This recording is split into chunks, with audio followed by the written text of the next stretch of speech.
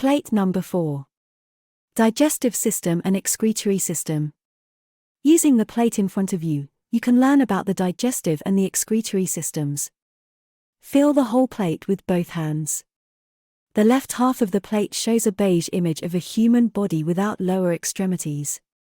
Feel the head, which is turned to the left from your perspective, then the upper extremities, the hands are missing, and the torso, and then feel the objects of different shapes and colors on the surface. In the upper part of the plate, on the right, there is a circular area which is predominantly white in the upper half and beige in the lower half. A large white tooth protrudes clearly from the surface. Below this surface there is another circular surface, mostly beige, on which you will feel lines and 3 curved objects. In the bottom right-hand corner, you will find a frame with a QR code. You can scan it with your mobile phone and listen to the descriptive text for these plates whenever you like. Everything we eat must be digested. The digestive system is a long tube, about 8 meters long, that starts in the mouth and ends in the rectum. It takes about 24 hours for food to travel through the digestive tract. We put food in our mouths and break it down by chewing. This is a mechanical process. The food pulp, which we then swallow, moves further down the digestive tract. On the head pictured in the left half of the plate, you can feel 2 long, narrow, deep red areas. The first, from the top, enters the head through the nose and is the nasal cavity. The slightly smaller, similar red area directly below it is the oral cavity, where you can also feel the tongue. In addition to the tongue, the oral cavity includes the hard and soft palate, the palatine tonsils, the gums, and the teeth. The oral cavity is constantly moistened by saliva. It comes from small salivary glands scattered throughout the oral mucosa. Notice again everything you feel on the human head, and then move your fingers along the raised short red line to the beginning of the long blue line. You have identified the pharynx, or throat, the common part of the respiratory and digestive systems. The throat has 3 parts. At the top is the nasopharynx, and in the middle is the oral pharynx where the breathing and swallowing passages cross. At the bottom is the pharynx, also called the laryngeal pharynx, with the epiglottis. The epiglottis closes when we swallow so that the food does not accidentally go down the windpipe and choke us but slides down into the esophagus. Keep following the blue line of the esophagus. In real life, the esophagus is a tube about 25 centimeters long and about 2.5 centimeters in diameter. It is made up of ring and longitudinal muscles whose rhythmic undulating movements transport food into the stomach. You can feel the stomach as a wider, curved blue object at the lower end of the esophagus. Remember that the figure is facing you. The right side of their body is to your left, and the left side of their body is to your right. The stomach is more to the left. It is the dilated part of the digestive tract with a volume of 1 to 2 liters. Both mechanical and chemical digestion takes place in it. This means that food is broken down further, but also chemically broken down and transformed. Explore the rest of the food's journey and follow the short blue line coming out of the stomach with your fingers. That's where the small intestine begins, with its first section, the duodenum. You will find it slightly lower in the middle of the figure's stomach as an irregular, wavy blue area. The small intestine is about 5 meters long and about 3 centimeters thick and runs like a slalom path. It is in the small intestine that most of the digestion, absorption of nutrients and removal of indigestible and undigested residues to the large intestine takes place.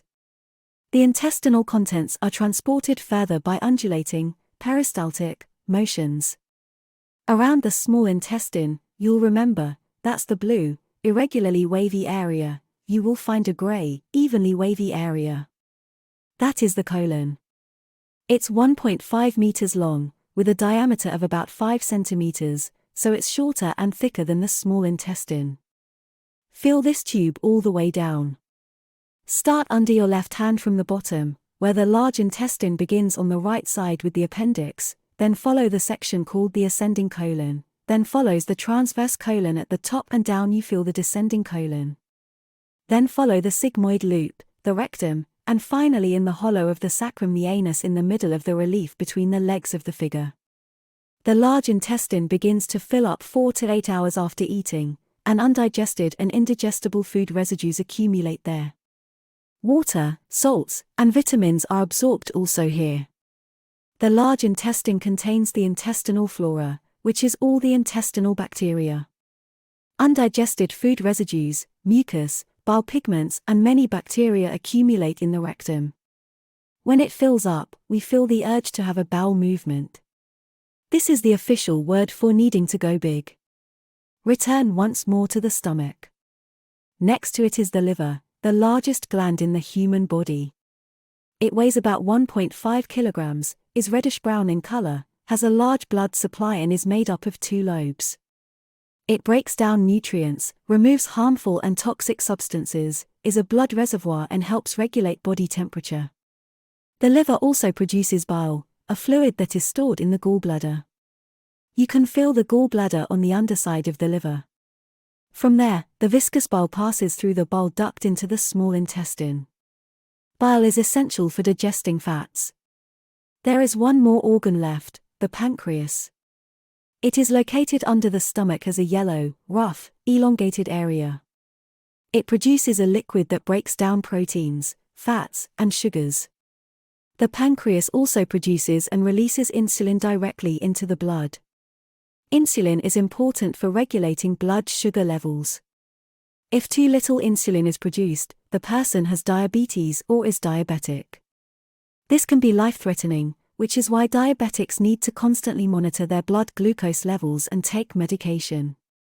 Before food can be swallowed and enter the digestive tract, it usually has to be broken down. This is done by our teeth. There is a large tooth on the plate in the upper right-hand side. The raised light brown part at the bottom of the circular area is the jawbone, which is covered by a narrow red, less high, area around the entire edge. This is the gum from which the tooth grows. The upper part of the tooth above the gum is the crown, then comes the neck, and below the gum in the bone is the root. This tooth is a grinder and has 2 roots. Take off the upper movable part of the relief and examine the inside of the tooth like a dentist who is drilling deep into a cavity. First you feel the highest line of the tooth nerve with the root canal on the relief, then you feel the area of the pulp cavity filled with soft tissue, the area of the tooth bone and the enamel on the surface. The first set of teeth in a human life, deciduous teeth or baby teeth, comprises 20 milk teeth and the permanent set comprises 32 teeth, i.e., 8 incisors, for canines, 8 premolars, 12 grinders.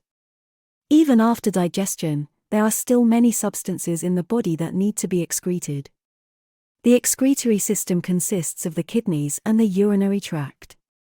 It removes harmful substances that are produced during metabolism.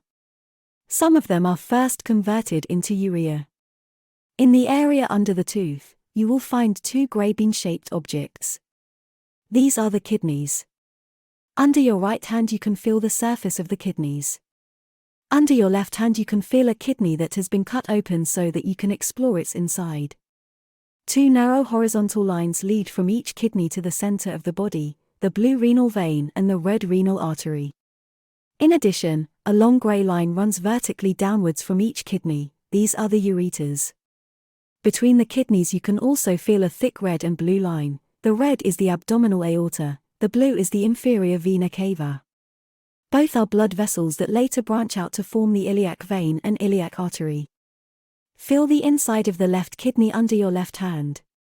At the point where the vein and the artery flow into the lower kidney, you will find the yellow area of the renal stalk and the renal pelvis with the renal calyces. On the outer edge of the yellow area, you can feel 7 small round pink areas of the renal medulla with medullary cones. The basic functional unit of the kidney, in which urine is formed, is the nephron. There are about 1 million nephrons in a kidney. The finished urine flows through the collecting tubules into the renal calyces, from there into the renal pelvis, on into the ureter, and collects in the urinary bladder. You will find the bladder at the bottom center, shown as a grey round area. The bladder is a hollow organ with a capacity of about 700 milliliters. When it is filled with 400 milliliters, there is an urge to urinate. This is the official term for needing to pee.